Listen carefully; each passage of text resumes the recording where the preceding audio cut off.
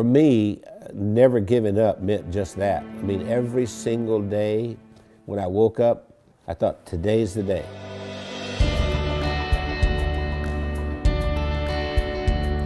I was the second son in a sharecropper's family, and a sharecropper means that you don't own anything. I mean, you work for someone else who's the landowner.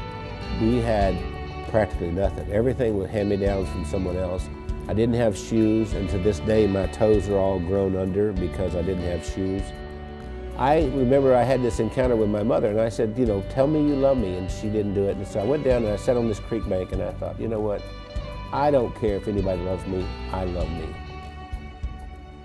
I made a list of goals that I wanted to accomplish, and they were laughable because I didn't even have 2 nickels to rub together, but my first goal was I was going to be a millionaire by the time I was 35. Number 2, I was going to have food to eat because we were always hungry. I mean, my little brother and I used to make mud pies to stop the hunger pains, and I was going to travel all over the world. Those were my goals.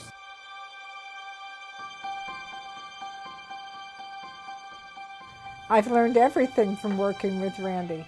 I didn't know anything about business. I started out, before I met Randy, I was a teacher, a mathematics teacher.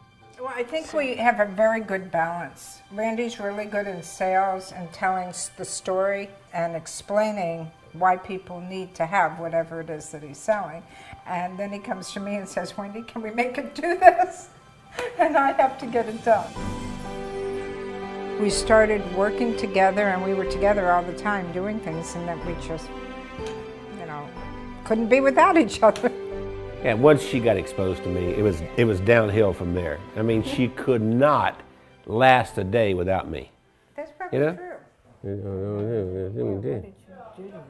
That's what the COO does here.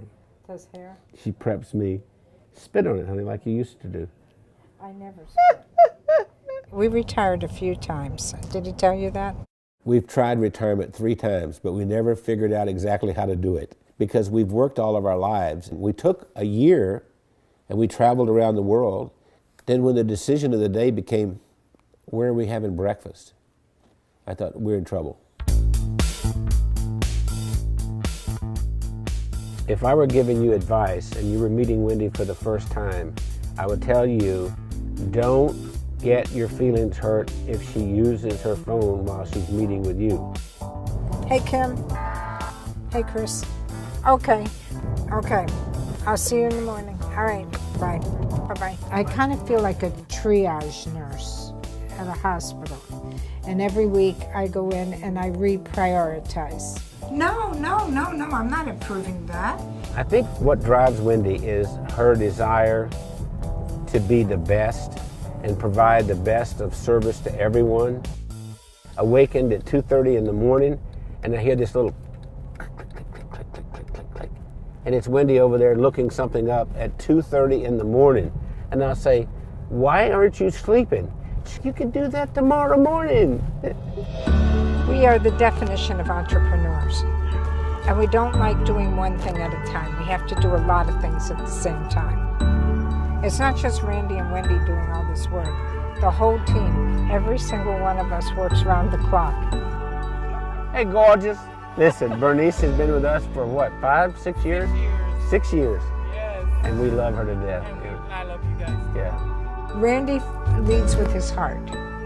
And he's the most incredible person I've ever met. He's gone through so much in his life. And I believe that Randy's, I'm going to make me cry here. Randy has made the difference in my life.